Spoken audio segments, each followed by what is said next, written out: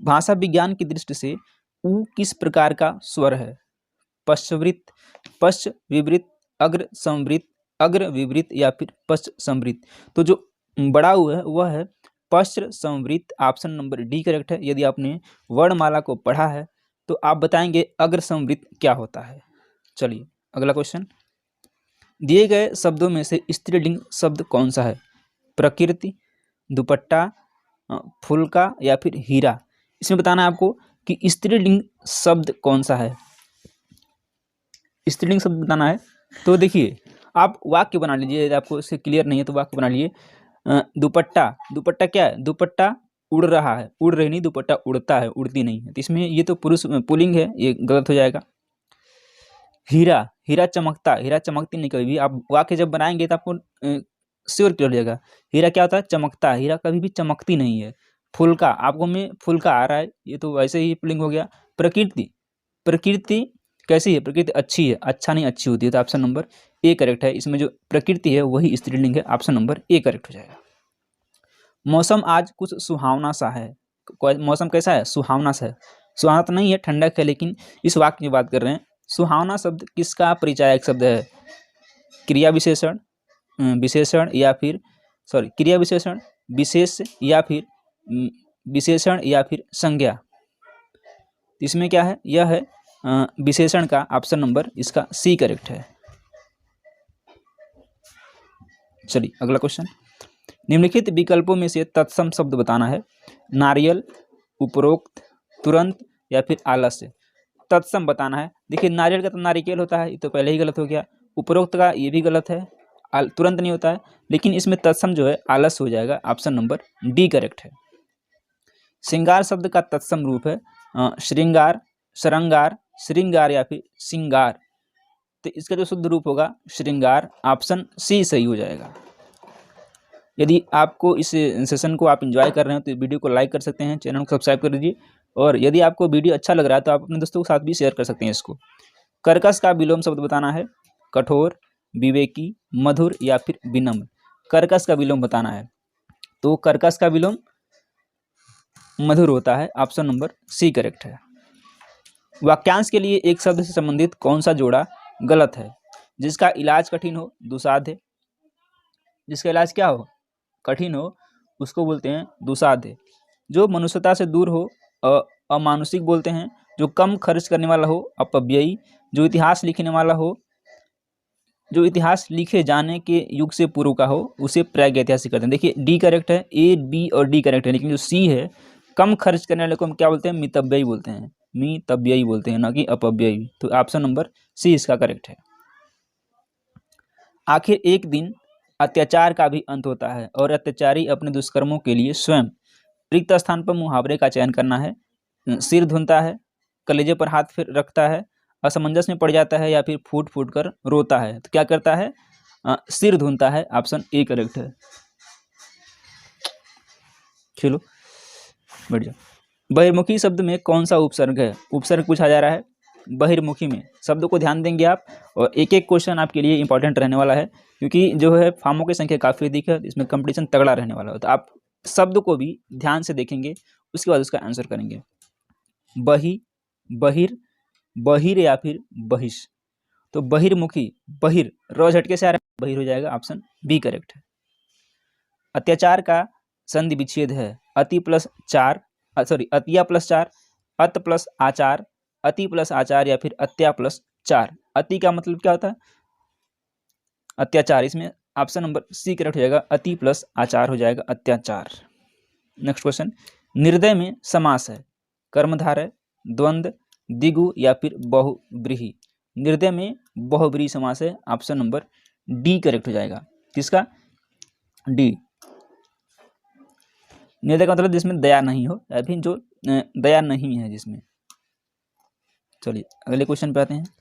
निम्नलिखित में से संयुक्त वाक्य का चयन करना है। संयुक्त वाक्य क्या होता है? आप बताएं कि आपकी समस्या क्या है। मैं तुम्हारे साथ व्यापार करना चाहता हूँ। उसने खाना खाया और सो गया। परिश्रम करके सफलता प्राप्त करो। इसमें बताना क्या? संयुक्त वाक्य। अब बात करते हैं आपको कि संयुक्त वाक्य को कैसे आप पहचान सकते हैं। कि क्या संयुक्त वाक्य है। देखिए उसने खाना खाया और सो गया, इसमें और शब्द आ रहा है ना, और किसी में ऐसा आ रहा है जिससे वाक्य जुड़ रहा हो, इसमें वाक्य जुड़ने का सेंस आ रहा है। तो देखिए और हो, किंतु हो, आदि हो, या हो, तो उसमें क्या होता है, संयुक्त क्रिया होती है उसमें, सॉरी संयुक्त वाक्य होता है। तो उसने खाना खाया और सो गया, ऑप्शन नंबर सी करेक्ट है। दिए गए शब्द के समानार्थी शब्द का चयन करना है। कर्मठ, द्वार, तो द्वार का समानार्थी बताना है, मैंने लिख रखा है ताकि इसमें 4 हैं, आप इसको चारों को याद कर लेंगे। द्वार का क्या होता है, कपाट होता है, ऑप्शन नंबर बी करेक्ट है। अब देखिए कर्मठ का उद्यमी होता है, कपाट का सॉरी कपट है तो कपट का कुटिलता होता है, सपाट का समतल होता है। इन चारों का आप याद रख लेंगे, इसका ऑप्शन नंबर बी करेक्ट है। नेक्स्ट क्वेश्चन पे आते हैं। दिए गए वाक्य का वह भाग ज्ञात करें जिसमें कोई त्रुटि नहीं है, कोई त्रुटि है।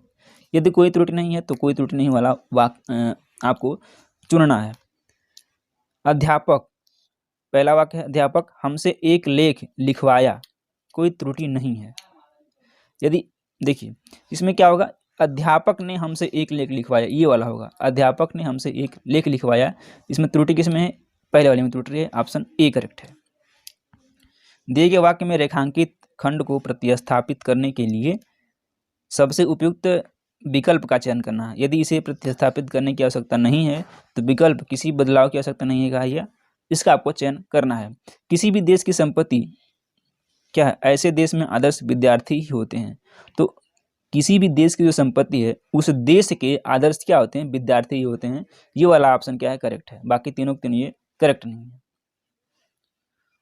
वह सममात्रिक छंद जिसके प्रत्येक चरण में 24-24 मात्राएं हों तथा प्रत्येक चरण में 11वीं एवं 13वीं मात्रा पर यति होती हो, कौन सा छंद कहलाएगा, तो ये रोला कहलाएगा, ये ऑप्शन करेक्ट है। दृष्टि यानी कि धर्मनिरपेक्ष दृष्टि राष्ट्रीयता का आधार है रिक्त स्थान के लिए, यही करेक्ट आंसर हो जाएगा, ऑप्शन ए। श्रद्धा का श्रद्धानंद है, श्रद्धानंद का संधि विच्छेद क्या है, श्रद्धा प्लस नंद, श्रद्धा प्लस आनंद, श्रद्धानंद, या फिर उसमें मत गुज बेटा, श्रद्धा प्लस आनंद। तो श्रद्धानंद में क्या है, श्रद्धा प्लस आनंद, ऑप्शन बी करेक्ट है। और इसमें संधि कौन सी हो जाएगी, श्रद्धा प्लस आनंद में इसमें दीर्घ स्वर संधि हो जाएगी, ऑप्शन नंबर इसका बी करेक्ट है। संधि भी आपको ध्यान रखना है। बालक इस पुस्तकालय में पढ़ रहा है, वाक्य में क्या है, वाक्य में कौन सी क्रिया है, संयुक्त क्रिया है, सहायक है, अकर्मक है, या फिर सकर्मक है। तो बालक क्या कर रहा है, विद्यालय में पढ़ रहा है, विद्यालय में ही पढ़ रहा है, तो इसमें क्या है, सकर्मक क्रिया है, डी ऑप्शन करेक्ट है। निम्न में एक देवता का पर्यायवाची नहीं है, किसका, देवता का पर्यायवाची नहीं है, निर्जर, त्रिदश, किंकर, या फिर गिरवाण। तो देखिए आपसे पूछा गया कि देवता का पर्यायवाची नहीं है, इसमें किंकर हो जाएगा। किंकर किसका पर्यायवाची है, किंकर दास का पर्यायवाची है, मैंने आपको बताने के लिए इसमें यहाँ पे लिख रखा हुआ है, सी ऑप्शन करेक्ट है इसका। जो मुछ चाहता हो के लिए एक शब्द क्या है, मुमुछ, मुमुछ, मुरमुछ, या फिर ममुछ। तो जो मुछ चाहता है के लिए जो एक शब्द हो जाएगा वो है मुमुक्षु, ऑप्शन ए करेक्ट है। सर्प, सिंह, घोड़ा, वानर, हाथी आदि के लिए अनेकार्थी शब्द हैं, पशु, शिव, हरि, या फिर कपीस। तो देखिए ये जो हरि है, हरि क्या है, एक अनेकार्थी शब्द है, इसके सर्प, मेढक, सिंह, घोड़ा, वानर, हाथी आदि इसके क्या हैं, अनेकार्थी शब्द हैं, इसलिए ऑप्शन इसका सी करेक्ट है। निम्नलिखित में वर्तमान काल का उदाहरण है, थोड़ा सा ये इसके आंसर सही नहीं हो पाया है, चलिए।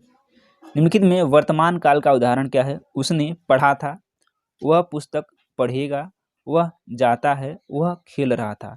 तो वर्तमान काल आपसे पूछा गया है, वह जाता है क्या, ये वर्तमान है, उसने पढ़ा था, ये क्या है, भूतकाल है, यानी पढ़ा था। वह पुस्तक पढ़ेगा, ये क्या है, ये भविष्य काल है। और वह खेल रहा था, वह यह अपूर्ण भूतकाल है, ये भी आपको करना है। सही विकल्प का चयन करें जो वाक्य शुद्ध है। वह सारी रात भर पढ़ता रहा, बिल्कुल गलत है। वह सारी रात पढ़ता रहा, देखते हैं, रात भर पढ़ता रहा हुआ, ये भी गलत है। पढ़ता रहा वह सारी रात, ये भी गलत है। तो सही कौन सा है, वह सारी रात पढ़ता रहा, ऑप्शन बी करेक्ट हो जाएगा। हथियार डाल देना मुहावरे का सही अर्थ क्या है, तो आप जानते होंगे, क्या है, हार मान लेना, option D will be correct.